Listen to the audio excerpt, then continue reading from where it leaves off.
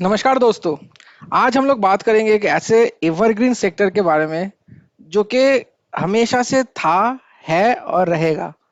बहुत सारे सेक्टर्स आएंगे, बहुत सारे सेक्टर्स जाएंगे, लेकिन मैन्युफैक्चरिंग एक सेक्टर है जो कि इंडिया को अच्छी तरीके से ड्राइव करते हुए आ रहा है और आगे भी अच्छे से तरीके से ड्राइव करते हुए जाएगा। तो महिंद्रा मानुलाइफ ने एक ऐसा ही एक फंड लॉन्च किया है जो कि मैन्युफैक्चरिंग सेक्टर के थीम पे बेस्ड है, महिंद्रा मानुलाइफ मैन्युफैक्चरिंग फंड। तो जानेंगे इनका इसका इंपॉर्टेंट डेट्स क्या क्या है और डिटेल्स क्या है, देखेंगे। लॉन्च डेट था 31 मई 2024 और एंड हो चुका है ये 14 जून को 2024 में। और अलॉटमेंट डेट है, अभी बाकी है अलॉटमेंट को 24 जून का। एन अभी 10 रुपए से स्टार्ट होता है। एक्सपेंस रेशियो अभी दिया नहीं है। एग्जिट लोड है 0.5% अगर 3 महीने से पहले रिडीम करते हैं तो एग्जिट लोड काफ़ी कम है और टाइम पीरियड भी काफ़ी ठीक ठाक है। स्टैम्प ड्यूटी टैक्स इम्प्लीकेशन जो सेम ही है, बाकी सब इक्विटी के जैसा। एस आई पी वगैरह अभी यहाँ पर इस स्लाइड में दिया नहीं है, यहाँ पे नेक्स्ट चलते हैं। यहाँ पे बोल रहा है कि महिंद्रा मैन्युफैक्चरिंग जो 24 तारीख का एलोकेशन होगा उसके बाद फिर से रीओपन होगा सेल के लिए जून 26 को। तो ये एक इंपॉर्टेंट डेट हो जाता है हम सबके इन्वेस्टर्स के लिए कि अगर इस मैन्युफैक्चरिंग फंड में आपको डालना है पैसा तो 26 तारीख को नोट कर लीजिए, यहाँ से फिर से ओपन होगा। तो यहाँ पे देख लेते हैं, इसका फंड का दो ऑप्शन है, ग्रोथ है और डिविडेंड वाला फंड है। और प्लान्स भी है, रेगुलर और डायरेक्ट दोनों ही प्लान्स हैं। टाइप ऑफ फंड, टाइप है इक्विटी, एसेट क्लास है इक्विटी और टाइप है म्यूचुअल फंड। तो 10 रुपए से एनएवी से स्टार्ट होता है। मिनिमम इन्वेस्टमेंट है 1000 रुपीज और एस आई पी है 500। तो लमसम का 1000 है और 5 SIP है 500 का। एग्जिट लोड 0.5% जैसे मैंने बताया।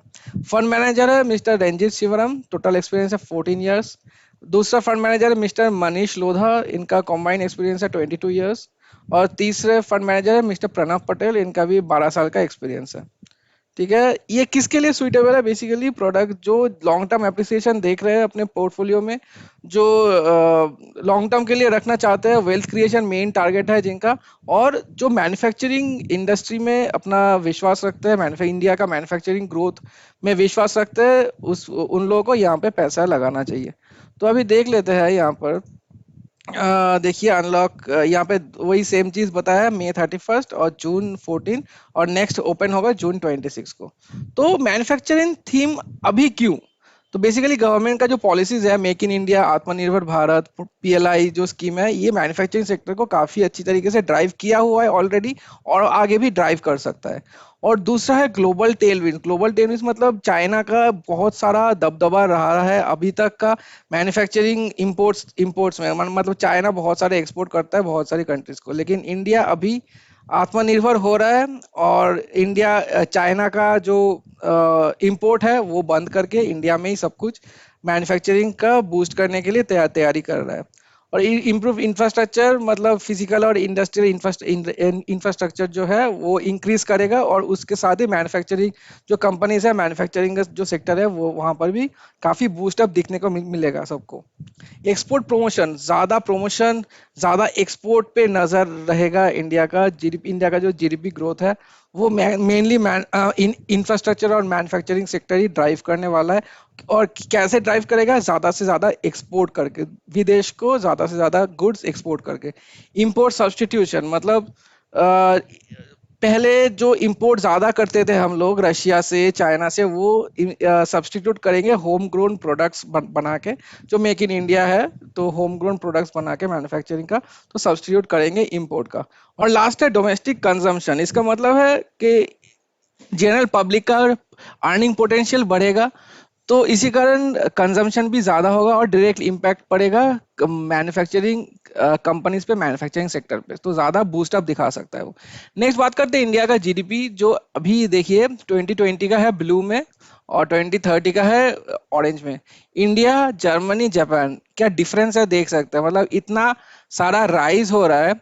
India's GDP is expected to grow rapidly and manufacturing may have a major role to play। तो इन GDP अगर बढ़ेगा तो मैन्युफैक्चरिंग, इंफ्रास्ट्रक्चर, ये सब का एक अच्छा ड्राइवर रहेगा। These are key drivers to drive a country's GDP. तो देख ही सकते हैं प्रोस्पेक्ट्स कितना अच्छा है इंडिया का। तो बेसिकली इस फंड का अप्रोच क्या होगा? मैन्युफैक्चरिंग कंपनीज में पैसा डालेंगे, और गवर्नमेंट का जो इंसेंटिव्स है, बेसिकली गवर्नमेंट काफी इंसेंटिव देता है। मान लीजिए कि टैक्स रिडक्शन, फिर जो प्रॉपर्टी है, प्रॉपर्टी लेंडिंग करना, वो काफी मैन्युफैक्चरिंग और इंफ्रास्ट्रक्चर कंपनीज को काफी बेनिफिट हो जाता है, तो गवर्नमेंट का काफी एक अच्छा इम्पैक्ट रहेगा।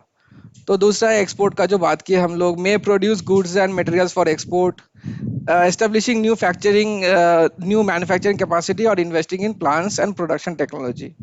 ठीक है, और allied services associated with the entire manufacturing cycle. तो बेसिकली इस पोर्टफोलियो में 80 to 100% of the portfolio will be invested in companies engage in manufacturing theme. तो 80 से 100%, लगभग 100% ही पैसा जाएगा मैन्युफैक्चरिंग थीम पे। तो ये बेसिकली एक साइक्लिकल फंड होने वाला है, क्योंकि ये थीमेटिक फंड है। एक ये साइक्लिकल होने वाला है फंड, तो काफी रिस्क भी एसोसिएटेड रहेगा। और क्योंकि ओनली मैन्युफैक्चरिंग कंपनीज में पैसा लगाएगा, तो काफी कंसेंट्रेटेड होगा, ज्यादा डाइवर्सिफाइड नहीं होगा। कंसेंट्रेटेड मतलब आपका रिटर्न का पोटेंशियल भी काफी हाई रहेगा, लेकिन इसके साथ रिस्क भी एसोसिएटेड है। और ये basically flexible across all market, मतलब स्मॉल, मिड और लार्ज तीनों मार्केट कैपिटलाइजेशन में रहेगा, क्योंकि मैन्युफैक्चरिंग कंपनीज स्मॉल भी होते हैं, मिड भी होते हैं और लार्ज भी होते हैं।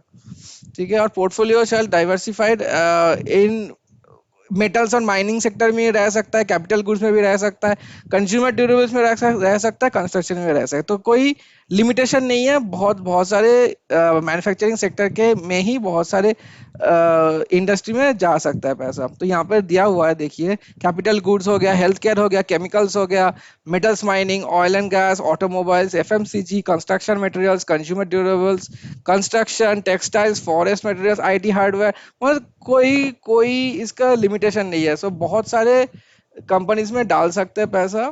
तो अच्छे से डाइवर्सिफिकेशन भी हो सकता है, डाइवर्सिफिकेशन, बट इसका डाइवर्सिफिकेशन तो होगा, मतलब बहुत सारे कंपनीज है, लेकिन थीम एक ही रहेगा, वो है मैन्युफैक्चरिंग। तो इसी कारण मैं बोल रहा हूँ कि कंसेंट्रेशन के साथ डाइवर्सिफिकेशन। तो एसेट एलोकेशन यहाँ पे देखिए, मिनिमम 80% रहेगा मैन्युफैक्चरिंग थीम पे, और 100 पर मैक्सिमम 100%। बाकी इक्विटी एंड इक्विटी रिलेटेड जो कंपनीज है, इंस्ट्रूमेंट्स लेके कोई कंपनीज है, तो 0 to 20%, और डेट में 0 to 20% लगाएगा। लगा सकता है, मतलब लगा भी सकता है, नहीं भी लगा सकता है। और आर ई आई टी और इनविट्स में 0 to 10। तो स्कीम डिटेल्स के बारे में देख लेते हैं, अभी जो बताया मैं। इसका बेंचमार्क हो सकता है S N P B S C India manufacturing. Regular और डायरेक्ट दोनों प्लान्स ही रहेंगे। ऑप्शंस है ग्रोथ और डिविडेंड, दोनों ऑप्शंस रहेंगे।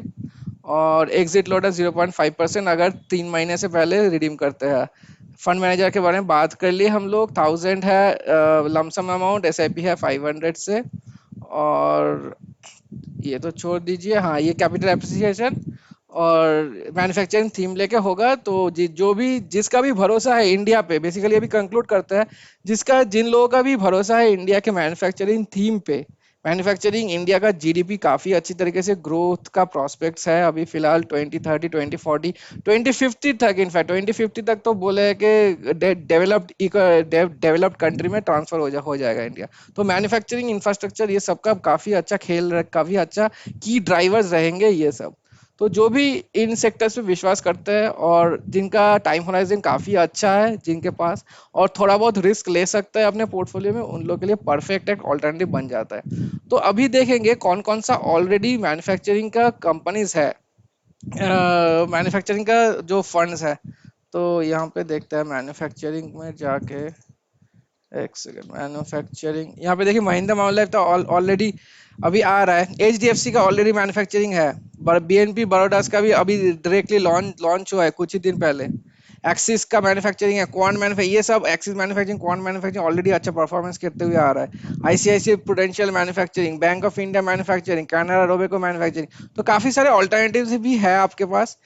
महिंद्रा मानुलाइफ क्यों एक अच्छा सजेशन बन जाता है अभी, इसका मेन कारण है महिंद्रा मानुलाइफ का जो स्मॉल कैप है, महिंद्रा मानुलाइफ का मिड कैप है, दोनों ही काफी अच्छी तरीके से परफॉर्म कर रहा है। उनका रिटर्न्स आप लोग देख लीजिए, काफी अच्छी तरीके से परफॉर्म कर रहा है, अपने बेंचमार्क्स को काफी अच्छी तरीके से बीट करते हुए आ रहा है। और फंड मैनेजर्स जो है लगभग सेम ही है। तो हम लोग आशा करते हैं, क्योंकि स्ट्रेटेजी सेम ही रहेगा इनका, तो ये वाले फंड का भी अच्छा परफॉर्मेंस दिख सकता है हम लोगों को आगे जाते हुए। तो गाइस, वीडियो पसंद आए तो लाइक और सब्सक्राइब कर दीजिए ऐसे इन्फॉर्मेटिव वीडियोस देखने के लिए। Thank you so much for watching, have a very good day.